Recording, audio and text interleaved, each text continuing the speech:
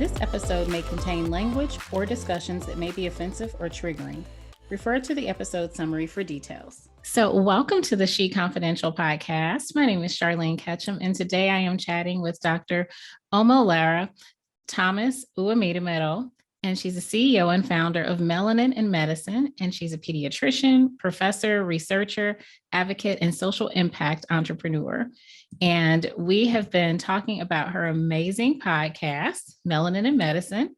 And I'm going to give you highlights because I always share these funny background stories because I think people need to know that sometimes it's real.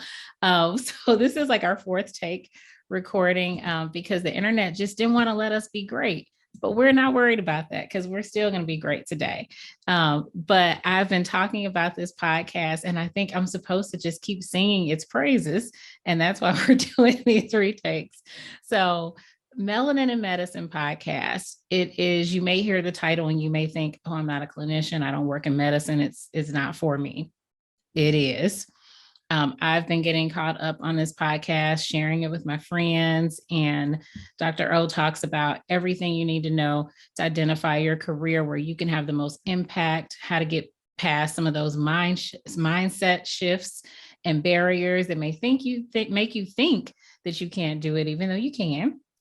And more importantly, you talk about funding and where to find the money to start these businesses. And we know that that's a huge barrier, particularly for a lot of Black women. So can you tell us a little bit about the podcast and how you got started with it? Yeah, so the podcast is an outgrowth of, it's very organic, actually. So in like Melanin Medicine, we're a social entrepreneurship and community health equity consulting company. And so we work with women healthcare entrepreneurs, but we also work with healthcare organizations and try to link them actually to create really powerful, profitable partnerships that allow this impactful work to actually have the reach. And so we got there because I was minding my own business as an academic pediatrician. And those of you who understand kind of clinicians in academia, there's a huge amount of scope creep. So we were seeing patients, but we're also teaching and also running programs and doing research. And so I was doing maybe 5 different jobs, getting paid for one, like probably most Black women in their jobs. And I basically, in May 2019, I lost the ability to walk in like a week. And they found a brain lesion. They finally were able to identify it as multiple sclerosis, an autoimmune disorder. And the researcher that I am, I was just, why did this happen? What's going on? And I started to read the literature, particularly research that came out a while ago by Arlene Geronimus. And she talks about the fact that Black women actually, their bodies, and this came from maternal mortality actually information, but she did research and saw that our telomeres, which are the ends of our chromosomes that tell us how long we live, that actually is shortened compared to white women of the same age. So it means like we age almost 7 years faster. And that really is because of the weathering and racism and everything that we go through. And that's why we have higher rates of autoimmune disorders, higher rates of infertility. And so when I read that, I automatically was like, why didn't I know this? And number 2, how do I make sure no other woman has to go through this, particularly those of us who are doing all the things? And that was kind of how Melanin Medicine started. And so I have because I know people are going to hear that fact and be like, oh my gosh, like I am. So when we look at that statistic that a Black woman the same age as a white woman has a shorter lifespan due to stress and racism and just the way life be lifing, does that take into consideration if you have equal diet and equal income level? And so you have the equal access to resources. So education, even with all those things, socioeconomic status, control for, how us researchers do. So socioeconomic status, income, controlling for those factors. Yes. And so that was when because it didn't go directly to that. She was like, oh, it must be the education. Oh, it must be the income. Mm-hmm. Then they adjust and control for all of that. And then they were like, the only difference that this really could be is really the racism and the medical underservicing. And it actually causes chronic stress and almost dysregulation of our immune systems, of our cardiovascular systems. And so the most important part of this was that, how do I live in a way that allows for me to regain those years and get that back? And what came to me, or what came to mind during my 4 months of leave, was rediscovering my purpose, my mission, and my vision. Yeah. And that was really around supporting other women. I realized the place that my happy place was when I was supporting women as a pediatrician, supporting women as a faculty member, supporting women, mentoring them through research and through the crazy life of being one of like 2% of Black physicians, right, who are Black women. And that was when I said, I'm going to start a group. Then it ended up to be a podcast, and then it ended up as a company. Yeah. So that is kind of the story, but it really started with me kind of focusing back. Why am I here? And I think all of us end up being human givers and human doers, but not human beings. Yeah. And so how do we move back to that? I'm so proud of you. Oh my gosh. Like, just hearing your testimony and seeing, because a lot of times people see the end result. So they see that you've built Melanin Medicine into this highly successful, you've got 2 businesses, right? Yes, I have strong children wellness. Yeah. Yeah. And so people see that and they're thinking, oh my gosh, okay, well, she's a physician. So of course she was able to just go and do this.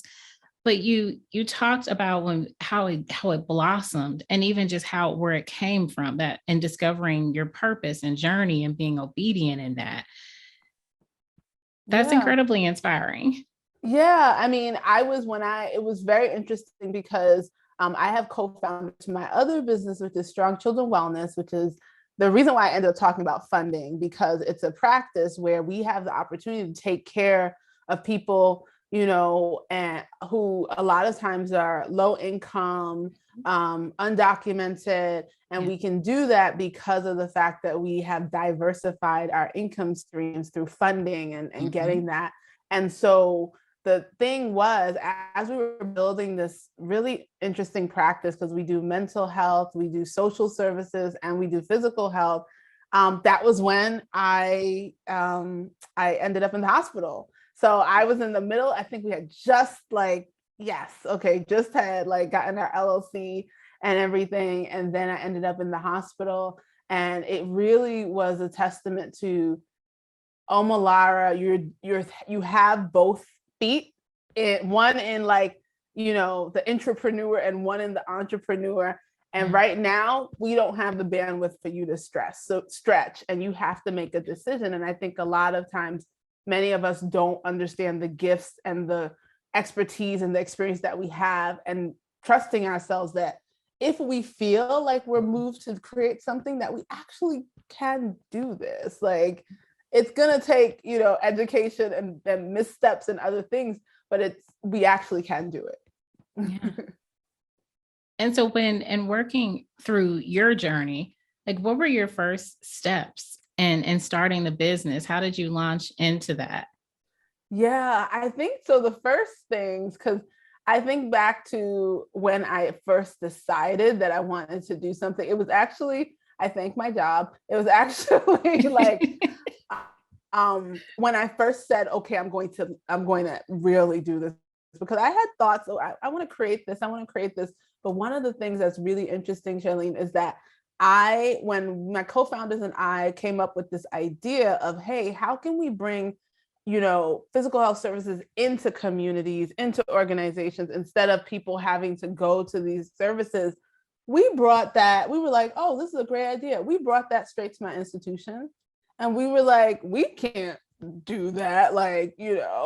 We have to bring this idea, and then our institution can do it.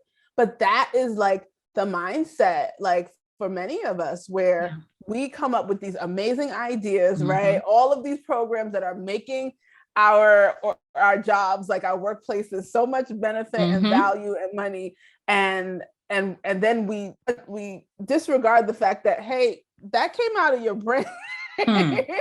So I think the first step was, one, letting go of what other people think. And I think the how we are bound by perfectionism, particularly as Black women, where it's unsafe to not show up, like to not have all the answers. Like not having all the answers could potentially jeopardize your job, where you are told you're ill-equipped or an adept. And so a lot of us have been grounded to say, I'm not moving to that place because I don't know A to Z and I don't see all the steps clearly. And so I'm just going to stay here where it's familiar and where I feel safer, but not even, maybe not happier, but just at least I'm safe. And so how do we distinguish between perfectionism and readiness? Yeah. So I think, I think over those 4 months, because as I told you, the brain lesion that I had, is in my right side. And what happened was that it affected my right leg, spasms and all of that thing, and my right arm. And so it's very interesting because now whenever I am stressed, my leg is the first I know immediately. My leg already tells me my body. And I don't think this was new. I think that for all of us, that our bodies already communicate to us like, girl, please just, can we just relax for a little bit? Like that could be headaches, that could be joint pain, that could be back aches, shoulder, muscle tension. Yeah. And we just are like, here, let me take an aspirin. Keep it moving. Keep on moving, right? Exactly. And I honestly feel like readiness is when, unfortunately for many of us, it's when you now recognize that this thing really is not giving you any joy anymore. And that was the thing for me. Like, we want to be in a space, yes, where we have security, but what is life worth living if there isn't the joy? And I think for most of us, we have to be doing that check-in of, am I feeling drained? Am I feeling exhausted? That's not normal. And we just normalize struggle and self-sacrifice. And so if we start to pay attention that, why am I feeling drained by this? Why am I not feeling refreshed by this? Then we know there's a tension there that means that we're ready. We might not know what, but we know we're ready to shift. Like it's time to evolve. Yeah. Thank you for highlighting that. I mean, listening, our bodies tell us everything we need to know, even the things that we deny. It's like your body you'll start feeling these aches and pains, and it's a manifestation of stress. And so we talk about the manifestations of stress a lot on this podcast, but I would really like to hear you talk about the validity of that link, given that you're a physician. And so is it real? You're saying that it is real. When we talk about stress being manifested in the body and all these aches and pains and everything. And so can people truly heal themselves through stress management strategies? Yeah. So it really has to do with the fact that I think a lot of people have talked about this or now should be familiar with the flight, and freeze.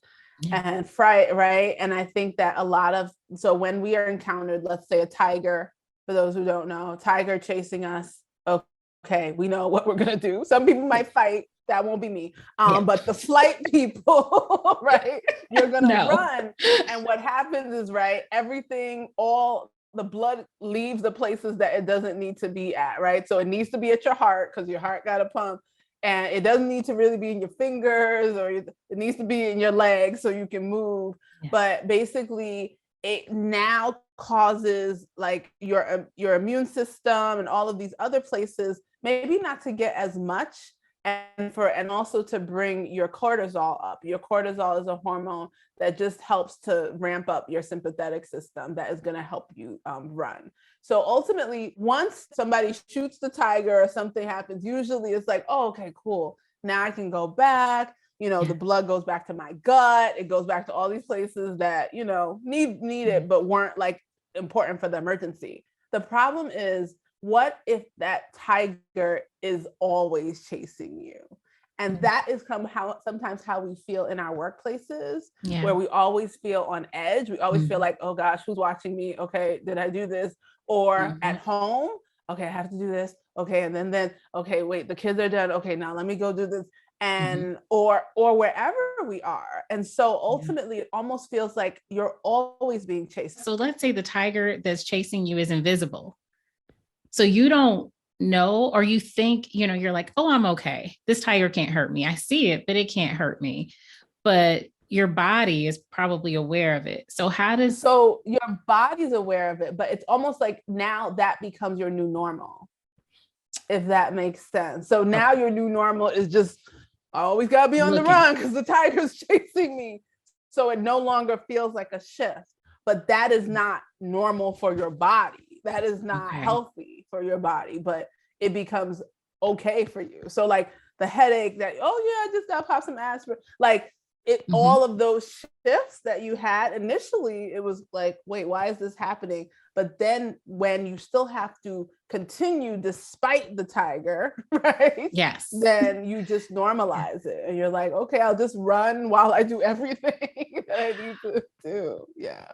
Yes. And so that explains so much about what Black women experience, because I know a lot of, even just I'll speak personally. I mean, just life experiences and traumas, and you keep pushing through and you feel like, because I haven't fallen out on the floor yet, I'm okay. I'm okay. People say what doesn't kill you makes you stronger, but based on the fight or flight, when we think about the impacts on your body, it may not be making you strong. It's not making your body stronger. It sounds like. What doesn't kill you makes you sicker. Yeah. Yeah. So that whole Black doesn't crack on the outside. Yeah. But if we aren't super, and the thing is, it's like, well, there's racism, sexism, all of these things. What do you do? And the thing is, like, we've seen it really recently. We've seen Black women just say, look, I'm out.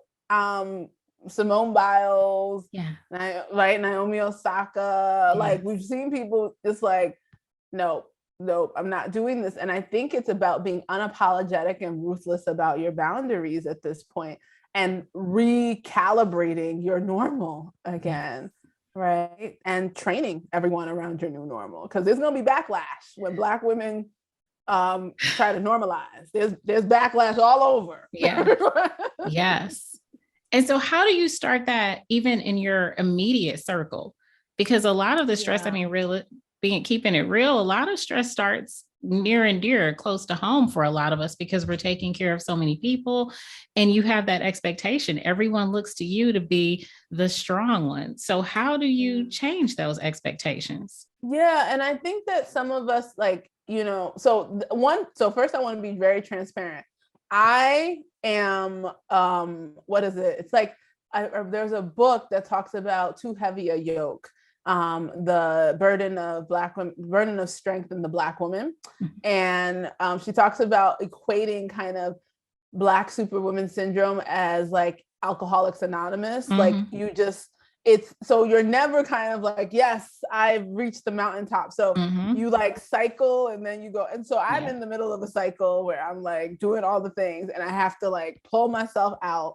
And so I want to be transparent that, like, I have not reached the mountaintop and stayed at any, maybe for a little bit, and then I come back down and gotta come back up. But always remember, you can come back up. But I think the biggest thing is, so we talk about in my programs, because even though we do business development, we started at work-life integration. And we started with that because, that was what I was going through. And then when I started a business, I recognized there were these stages where you realize what's wrong and you try to balance. And then you realize, oh, the problem is that where I am is not where I need to be.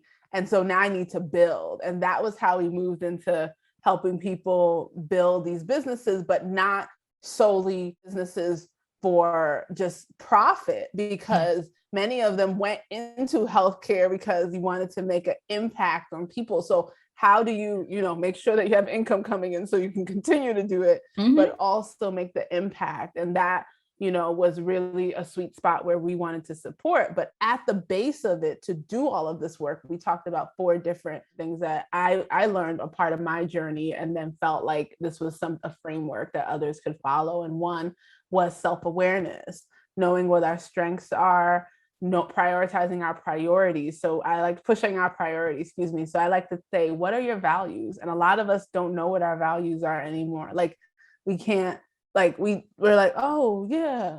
And if we start to look at that and say, oh, my value is faith and family. Yeah. And then if we make decisions like that, then we can see, oh, okay, yeah, actually, no, my value is paperwork and workplace. Like it's where you spend your time. And so how do we shift towards being value led? And then how do we shift towards being vision led? And like saying, where is it that, in 15 years, what is it that I would regret not doing, not seeing, not becoming? And when you go there, it allows for you to backtrack and see, what am I spending my time on and what am I not? So the self-awareness is important. The self-preservation skills, we like to say, of where are you finding the restoration? We like to talk about support, not only creating the crew for you, but delegating and having those accountability people who will aren't the yes people, the people who will tell you about yourself. And then of course the strategy of planning and regularly being able to, whether it be with people, maybe of being able to just continually say, okay, this is 3 months from last time. How am I doing? Where are things going? And creating those boundaries really unapologetically and say, no, I don't do that. I can't do that. Yes. No is a sentence all to itself, right? People say, right? And so how do we get to that space? My default is no for most things. And then I'm like, okay, I'll think about it. But it's no. Yes. I love that.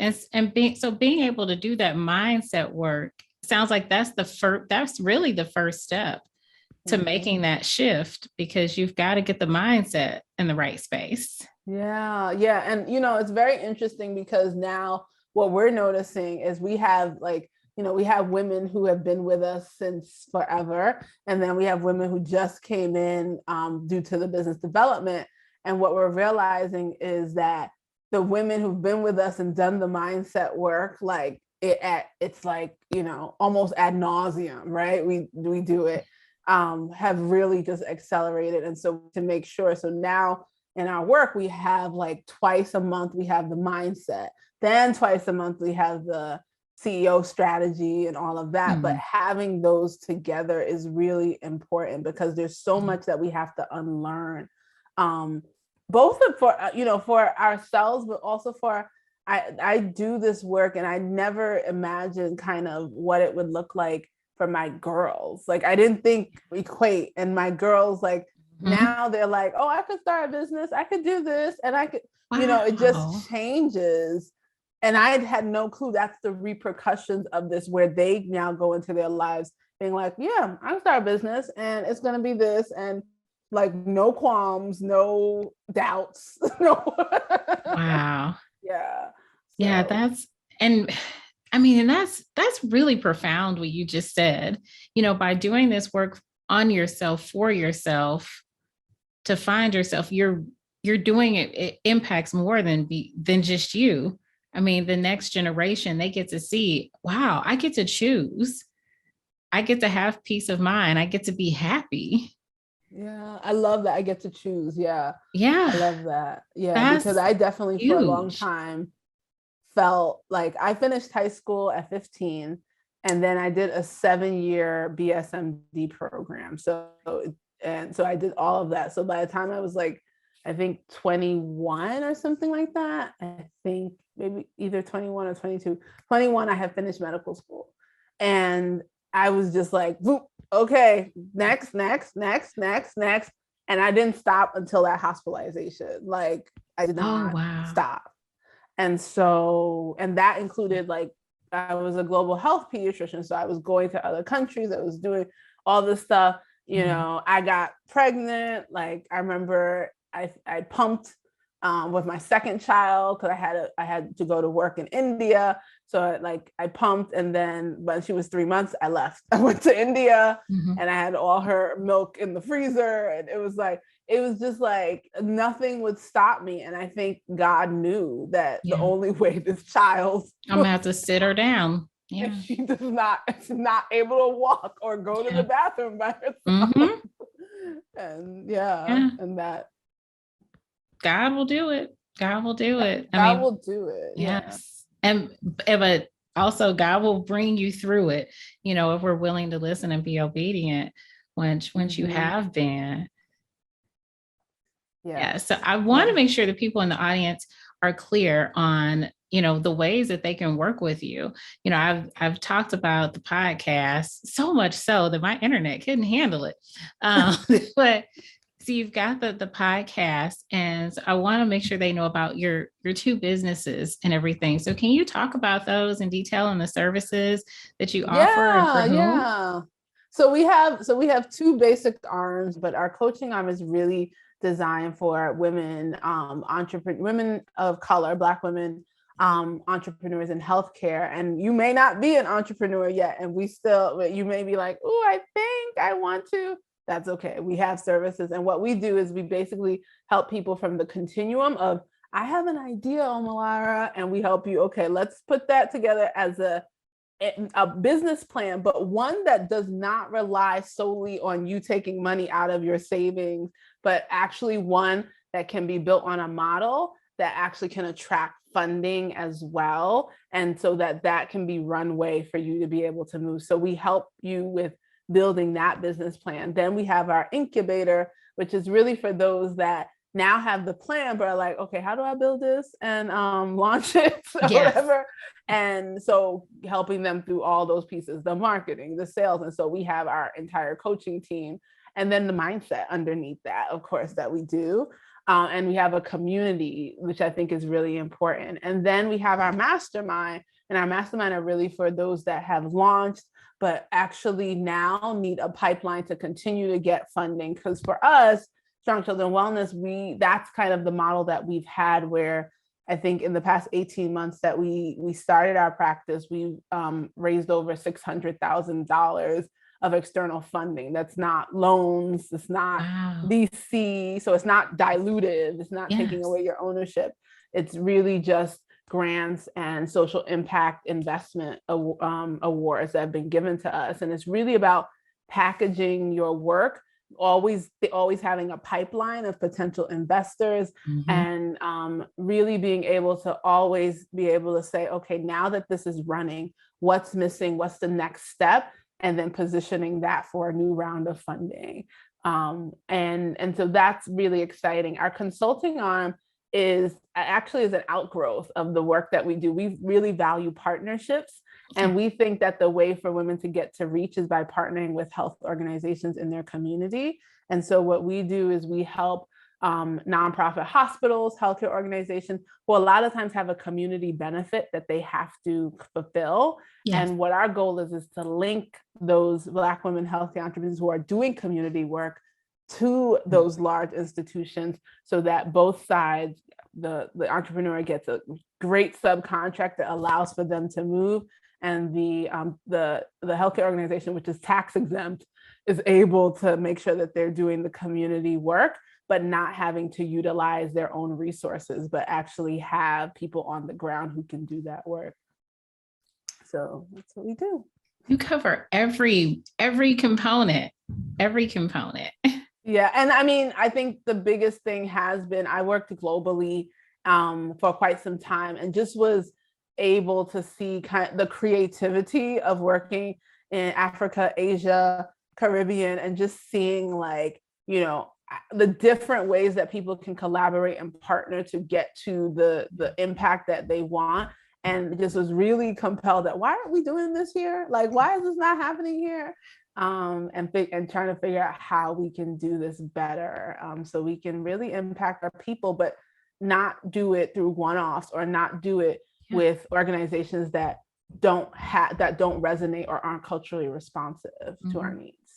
Yeah. And you're helping organizations break out of those silos. Yes, the silos. Oh, we hate the silos. Yeah.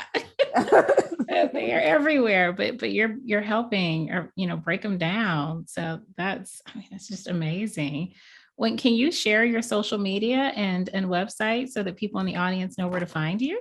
Yeah, we're updating our website right now. So we have our quick links. Our quick links are on bit.ly/Melanin Medicine Co. So bit.ly/Melanin Medicine Co. So if you go there, you'll get to our links right away. But by the end of January, we're going to have a whole beautiful website that will have everything there, but we'll also redirect that there too.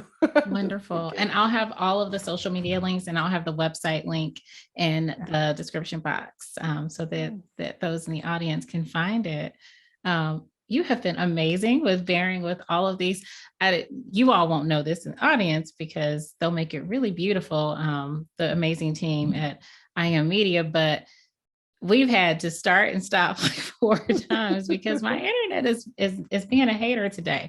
But that's one of the things that we as women, like for me, I'm such a perfectionist and I like things to go like smoothly, and this is how it's supposed to be and all of that. But what I've learned, and I'm sure you've learned this as well, Dr. O, just when you're starting something new, a business, whether it's a podcast or a new business, you have to be prepared for interruptions.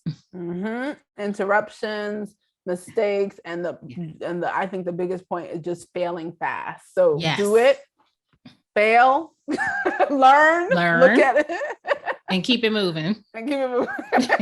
Like that's when it's okay to keep it moving, but not when you're feeling miserable. Like we don't have to do that, and we shouldn't do that because it's cracking us on the inside. Yes, exactly. Is there anything that you'd like to leave the audience with before we wrap up? No, we talked about so much, but I think the biggest thing is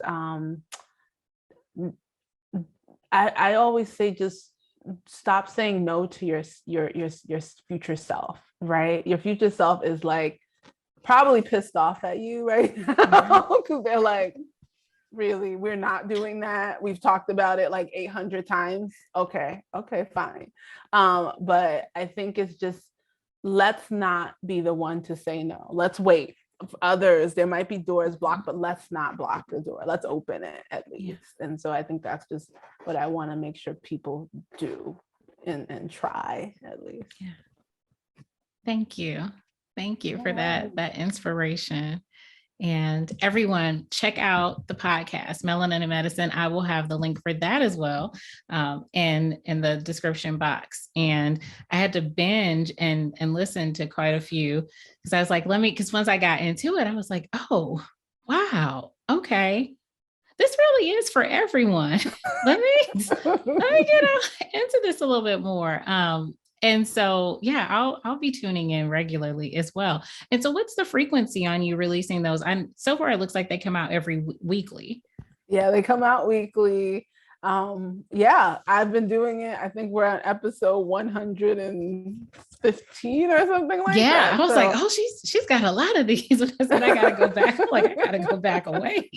Yeah, and you'll see the progression of my story. You'll see like we start with medicine and really honing in on kind of like healthcare disparity stuff. And then we move more into balance and work-life integration and stuff. And then you'll see us moving into business development. And now we're moving into funding. And right now, I think we're in the space where we're really talking about equity and impact. So you're right. It can be wherever you are. Like you can just go through the continuum. Yeah. It really is. And you all in the audience, like, I mean it, you don't have to be in healthcare to get something from the Melanin and Medicine podcast, truly. So check it out. And I like the episodes are easy to digest. I know people like really short content these days. And so a lot of them are really quick and easy, and it's not medical jargon. Again, you guys, it's for everyone. So really check it out. I mean, it's great that we have all of these resources by Black women, for Black women, because we need to have our voices represented, people who understand what our interests and experiences and struggles are. So I appreciate you for being obedient and just pressing forward so that you can be a model, not just to your two girls, but to all of the other girls and all the other women. Like, this is the revolution. This is how we break a lot of cycles. So thank you for everything you're doing. Thank you for SheConfidential. I'm super excited. This is the first time I'm doing a podcast, and I'm like, what is this podcast gonna be like? I'm excited to listen to it. It's fun. What's really cool is like every conversation is different, and but there's a thread of sisterhood and self-care and abandoning that whole myth of the strong Black woman. Like, we get to reject that. We should reject that. Yeah. Thank you so much. Thank you, everyone. All of the information will be in the description box, and make sure you are subscribed on your favorite podcast app and on the she.confidential YouTube channel so that you don't miss any episodes. So thank you so much, Dr. Uwemedimo, and I'm Charlene Ketchum. This is She Confidential, and until next time.